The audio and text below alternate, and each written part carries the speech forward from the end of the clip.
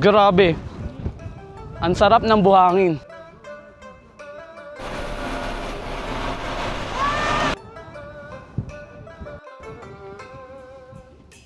Gagi, bigla siyang bumilis. Pababa na tayo. Wow! So, ayan na guys. Sobrang ganda.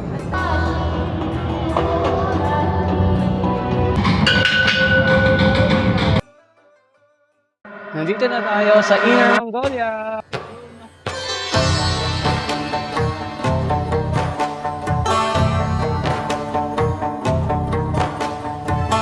Ayan guys, sumangat na kami po. Tapusan Island.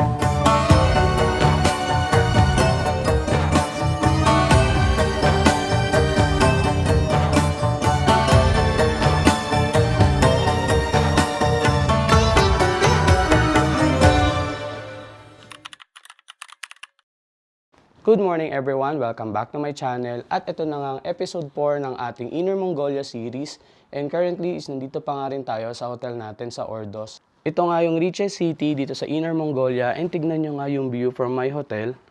Daming building, nasa tapat lang tayo ng isang malaking park and baba tayo later. Actually, ang meeting time namin sa breakfast is 8 a.m. and it's currently 6:57. And today nga is pupunta tayo sa isa sa pinakasikat na disyerto dito sa North China. And doon nga is tatry nating i-experience yung mga desert activities like camel riding. So, ngayon is mag-aalas 7 na and actually merong morning alarm tong hotel namin. So, it's 7 a.m. and currently nga is tumutunog na yung morning call natin. So, lahat ng mga joiners ng tour ay tutunog yung telephone ng room nila. Kasi nga, 8 a.m. meeting time namin dun sa baba for breakfast. And 9 a.m. naman kami mag-check out dito sa Ordos. Pero actually ako, inagahan ko yung gising. And ngayon nga is, bababa na ako. Dala ko na rin yung gamit ko. And it's just 7:20 a.m. Gusto ko kasing ikutin yung area. Kasi based on our itinerary, wala na kaming time maikot dito sa Ordos. Kasi later, di ba, pagpunta natin sa desert area, is babalik na rin kami sa Huhot. And later nga kasi, after nung desert area is, sa ibang hotel na naman kami mag-check-in. Actually, isa yun sa napansin ko, halos araw-araw kaming nagpapalit ng hotel. I think yung last 2 nights lang yung iisa yung hotel namin. I think for the reason na napakalaki talaga ng Inner Mongolia.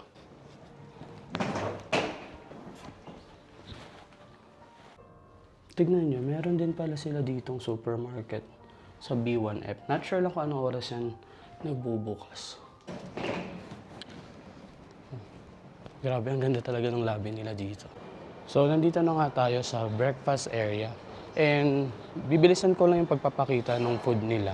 Buti wala pa masyadong tao. Ito yung mga steamed nila, mga mais, mani, and so on. May mga breads dito.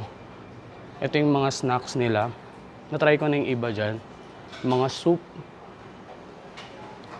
Ito yung mga, wow. May mga nuggets. Mga fried food. Steamed. Favorite ko yung siomai nila. Sarap ng siomai nila. Pero silang may egg custard. Like yung sa Japan.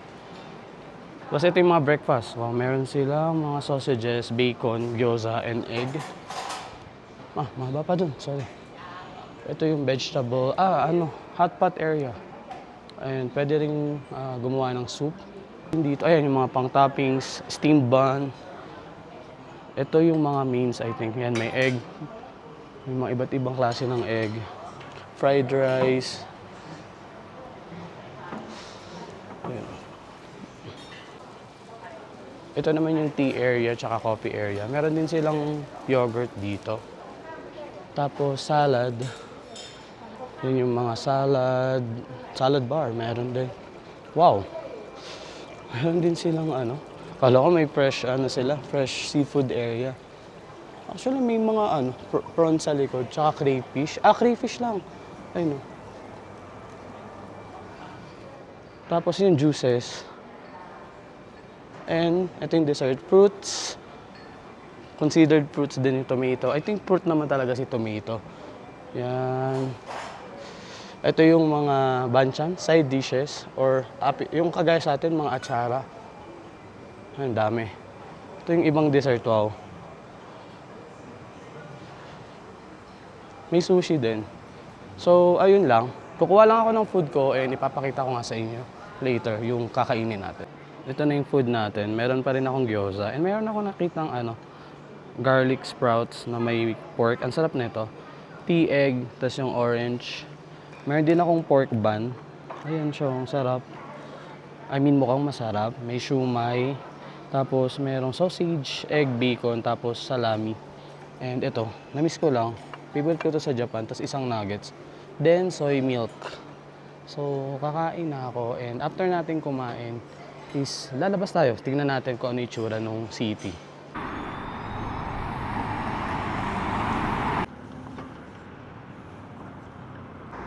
Lumabas nga tayo sandali. And ito nga yung itsura ng mga kaalye nila. Tignan nyo, sobrang dami ng mga building. Mako-compare ko siya mga Ortigas area. Ganyan. Ito nyo.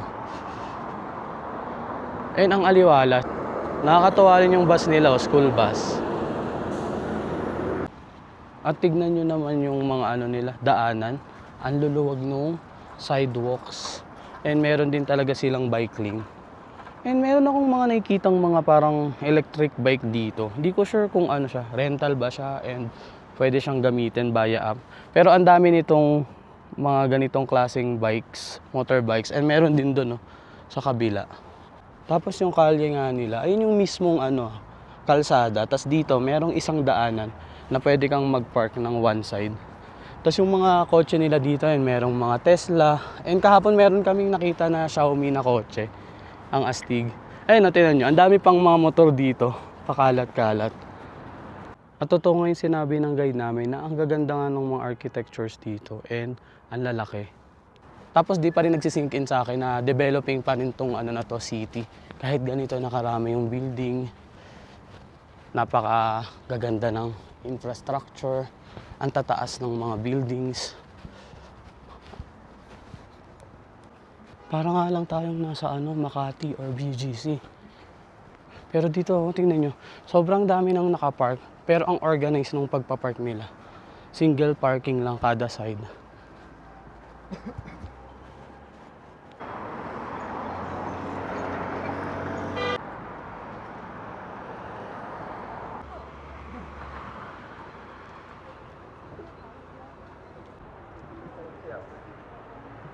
Nandito na nga tayo sa first stop natin, which is yung Silver Workshop nga. And this place nga daw is pang 7th generation na. And dito nga makikita natin yung silver culture dito sa North China. And marami nga daw ditong mga interesting things like pinakamalaking hot pot and iba pang mga silver artifacts or materials or things na dito nyo nga lang makikita sa lugar na. Sobrang aesthetic nga din dito and alam nyo naman, these days, nagmamahala ng mga silver. Tingnan natin kung magkano yung presyo nila dito. Actually, dito sa baba, andito yung mga paninda nilang silver. Pero pupunta kami sa B1, basement. Dito nga sa baba is yung mismong workshop. And tingnan nyo, makikita nyo nga dito yung mga worker ng silver and kung ano nga yung mga materials na ginagamit para makabuo ng silver. So, ayan.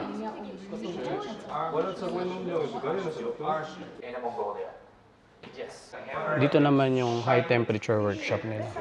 So, dito tinutunaw yung mga silver para ihulma siya.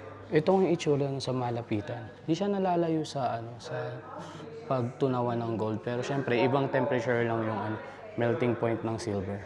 Ito yung silver sheet and wire inlay. Sa akin na lang daw. Tapos magiging ganito daw guys kapag parang hinulma mo siya dito. Wow! Sa akin na lang. Parang sa'yo na yun. Joke lang yung kanina. Binalik ko na. So ito naman daw, purely handmade.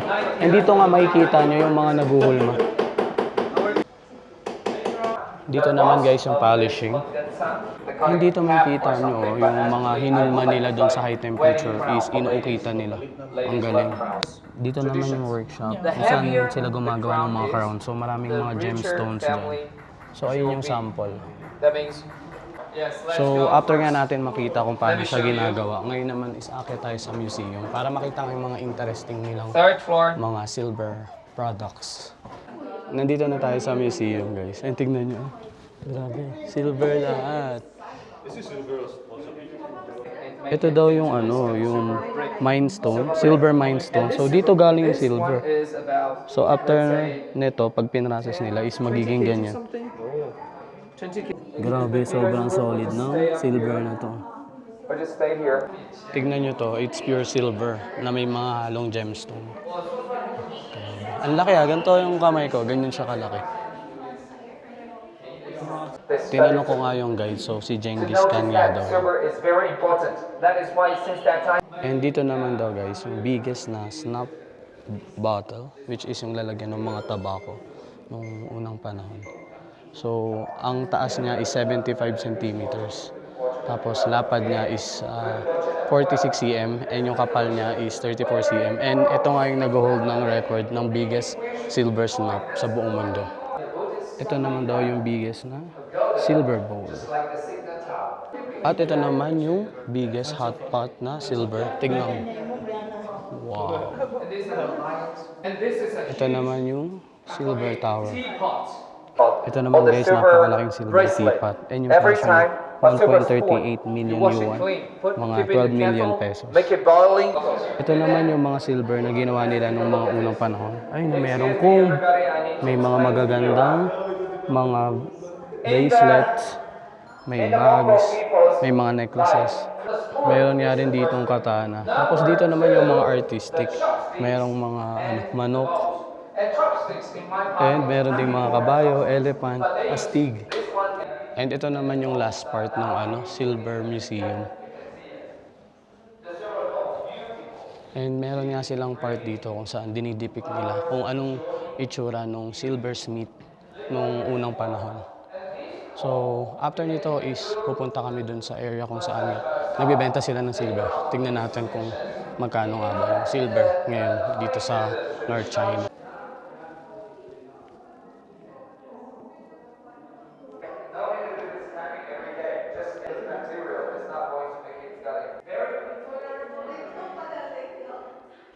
So ito daw na to, hikaw is 515 CNY or 4670 pesos. Ito yung mga iba nilang mga hikaw. Dito naman mga bracelets. May mga din sila, gemstones. Ito naman yung mga necklace. Kaso para malaman kasing presyo, itatanong mo talaga. Ito naman yung mga singseng. Ito yung may mga gems. Ito naman parang mga wedding ring or engagement ring. Meron ditong parang chrome hearts na kwintas. So 4-5 yuan daw to guys. Siguro mga 40,000 ang mahal. Ganda. Kaso ang mahal. So actually per piece ang bentahan nila, pero upon checking, naglalaro siya ng 550 to 700, depende sa design, yung per gram ng silver nila dito. In pesos yun Kaming nabili, wala kaming pera. Bibili daw siya ng gold na lang. Hindi pa nga ako nagkakape, and yung katabi nga nung silver shop is parang supermarket, so hanap tayo ng coffee dito. So ayan, ito yung parang Chinese supermarket. Ayan yung mga paninda. May napuntahan kaming similar nito before sa Guangzhou. Tingnan nyo sa side na to. Yung mga paninda nila dito is per 500 grams. So mga candy siya. May white rabbit. So ayan. Per 500 grams ang bentahan. So yung presyo na yan, titimbangin pa yung napamili mo. Dito naman is, similar. Walang malamig na coffee kaya ito na lang yung bibilin ko. Parang Chinese energy drink.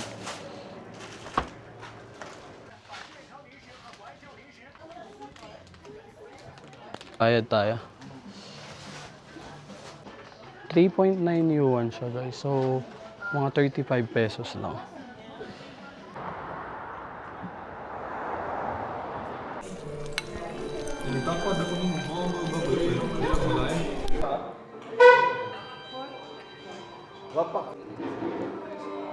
pa. Ay, di ko kuha na. Kasi kung gising ay sa bisita. Wala. Ganda pa rin.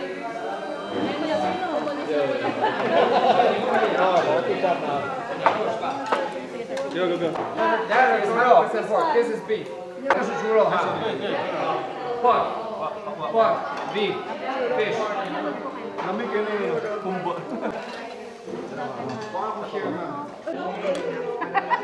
Standing na rin yung magdalo. Yes, standing position na ma'am.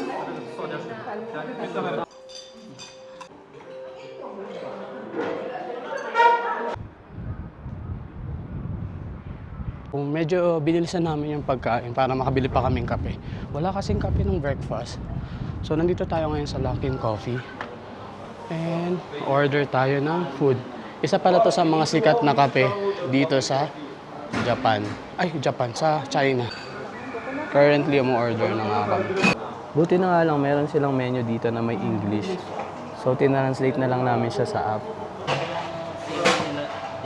Tumutulong na sila kasi ang dami naming order. Coffee is life sa mga Pinoy.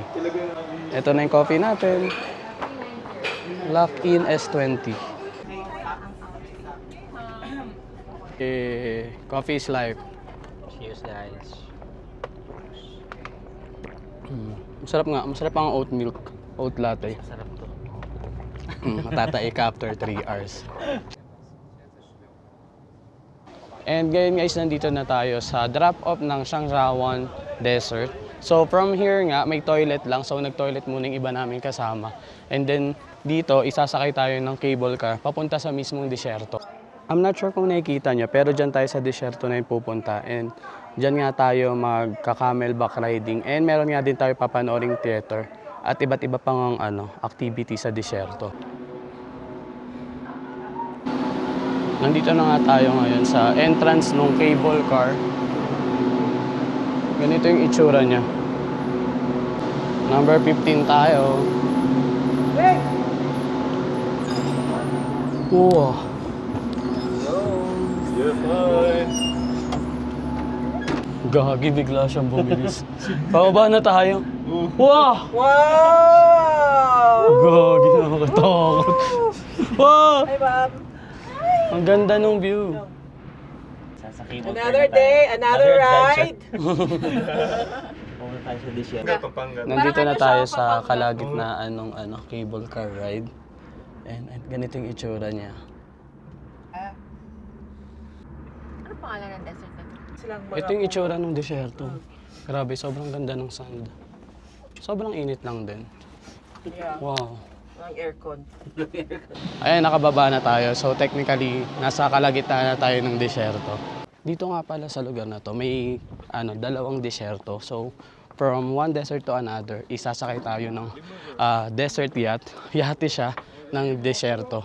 And by the way, yung dalawang area ng disyerto, ang tawag nila island or isla. Kaya nakakatuwa lang kasi sasakay ka ng yate papunta sa dalawang isla sa disyerto. Ang astig. Ito yung itsura ng yate.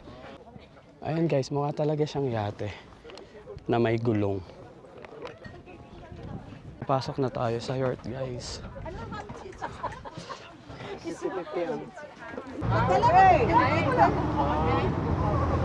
So ayan na guys, nakasakay na kami dito sa sand yacht, yate ng disyerto. Oh.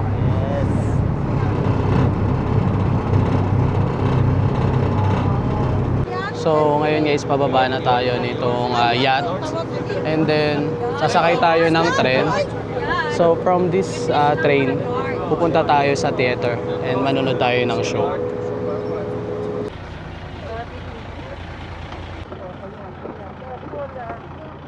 Uy! Tignan niyo yung likod. Kapag malakas yung hangin, nililipad yung mga buhangin. Kaya ipupunta kayo dito, magdala kayo ng pang takip sa sa buhok, sa mahabang medyas, kagaya nung binenta sa amin kanina. Saka sa neck, tignan niyo, yung kagaya nito. Yung mga ganyan. Yan. Nandito na nga yung train guys. Ang ganda ng train. Para siyang Hogwarts Express. Grabe. Sobrang ganda.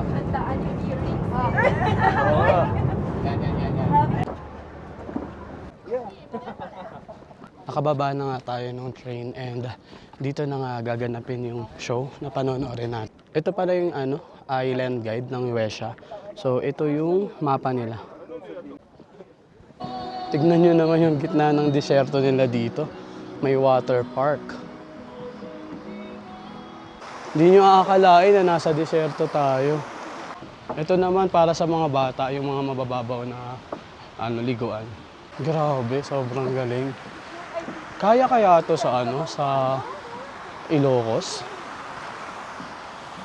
Nandito tayo ngayon sa theater, sa gitna ng isang disyerto.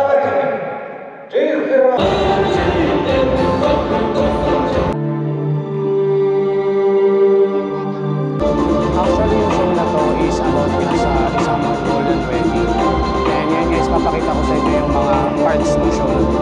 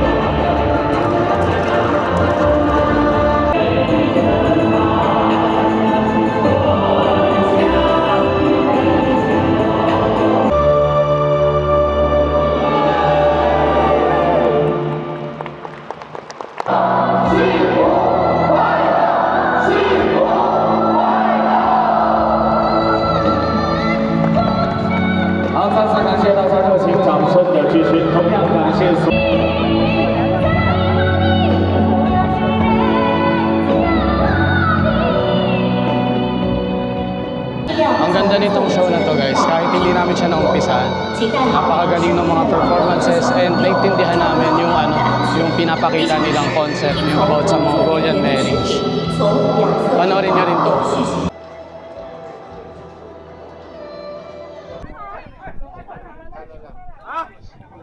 And nandito na nga kami sa area ng camel ride. Tapos sasakay kami sa camel papunta nga sa next na island. It's our turn na guys. Hi, sige siya. So andito na tayo guys. Nakasakay na tayo sa camel and bawal daw bumitaw. Guys, nakasakay na nga tayo sa camel. And habang sumasakay ka nga is mas okay na humawa ka sa hawakan na to. Kasi medyo delikado siya lalo pag patayo ng camel. Tignan mo sila. Ayan.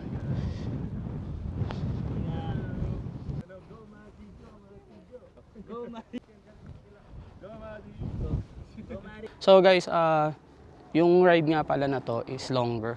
Kasi lilipat kami from one island to another. So papunta tayo dun sa next island. Again, yung included lang is iikot na siya pabalik sa pinanggalingan kanina doon sa the same island. Pero if you will avail the optional, yan, dediretso pa kayo doon sa kabilang island. Grabe! Ang sarap ng buhangin. Nandito yung camel bar, no? Ang dami. So, ayun na guys, nakababa na tayo. Can I hold? No? Okay. Thank you. Sheshe.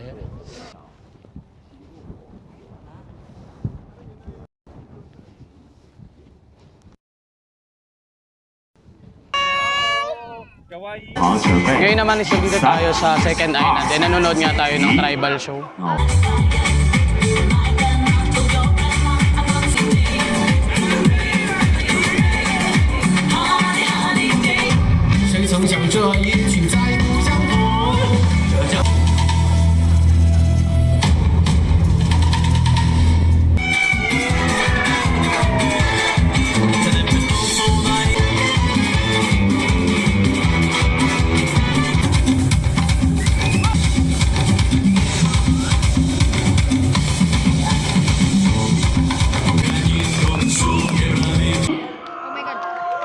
By the way guys, itak yung inaapakan nyo.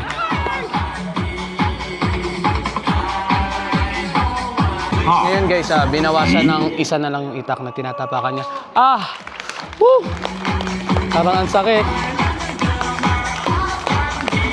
OK，没有任何问题。 Wala man lang ano yung paa niya. 要增加挑战难度啊， Walang galos. 找了一个那样的。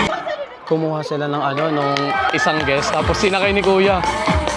Grabe. Ang lakas niya, no?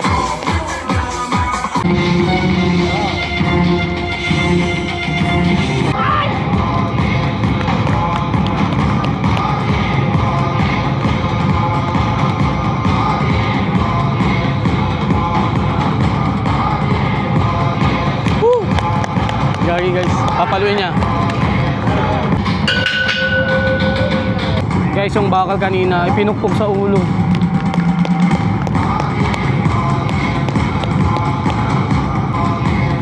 May isa pa.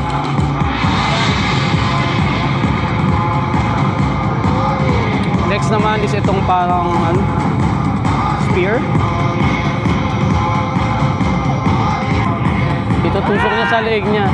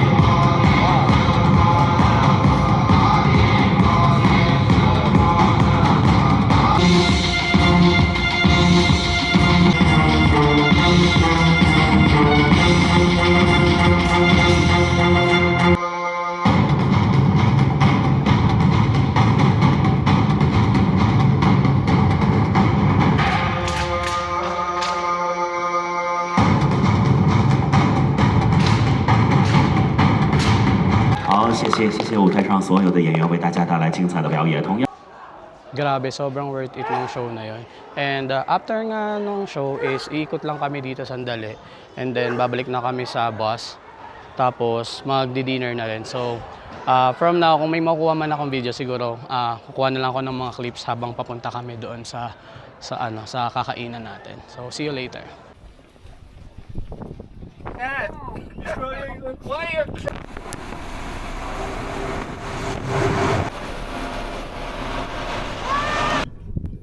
Siya kasi nang pag-avatar na. 4 days. Bihis ka na ng costume mo. Ate yung costume mo. Nandito na tayo sa lugar kung saan tayo kakain ng dinner. And ang dinner nga daw natin today is hot pot. So, tingnan natin. Wow. Ang ganda. So, ang kakainin nga nating type of hot pot is beef, tapos lamb meat, and may chicken din daw. Ito na yung ating pagkain.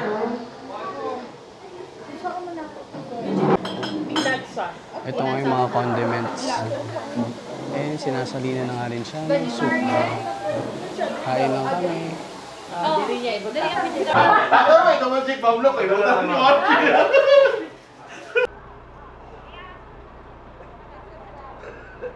Located pa nga rin to sa Ordos, same city kung saan nga tayo nagstay kahapon.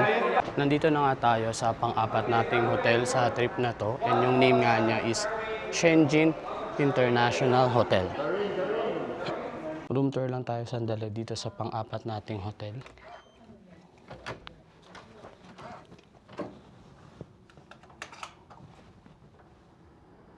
Again, mag-isa lang tayo sa kwarto, and ito yung itsura ng kwarto.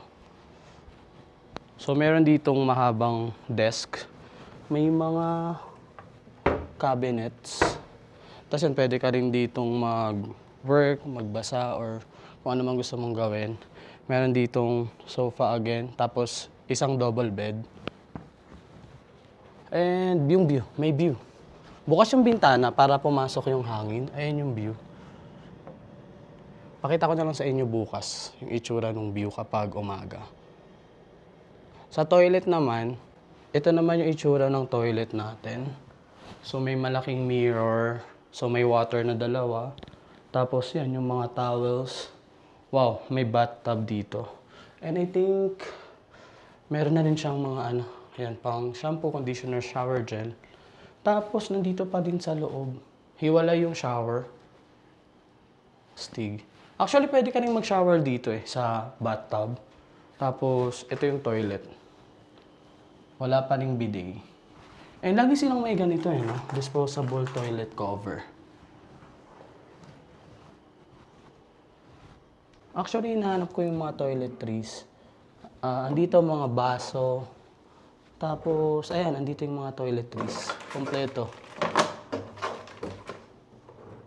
And, ayan, may towel din, tsaka lotion. And soap. Meron nga rin kape, sugar, and panghalo pala yun. May libre na ring drinks. Ayan, may mga tea, water, and yung mga baso and tasa.